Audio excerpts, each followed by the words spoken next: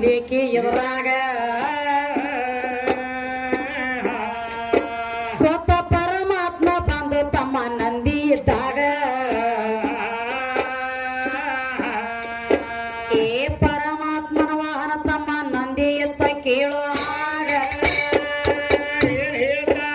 ಏ ಮಾಲಕ ಹೆಂಗ ಇದರ ವಾದ ಹಾಕ್ತಾನ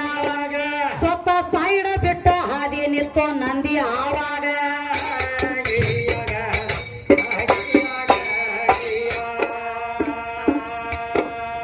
ಪ್ರಥಮದೊಳಗ ಕಾವಲ ಮಾತ್ರ ನಂದಿಯಾಗ ಮಾಡತೇತ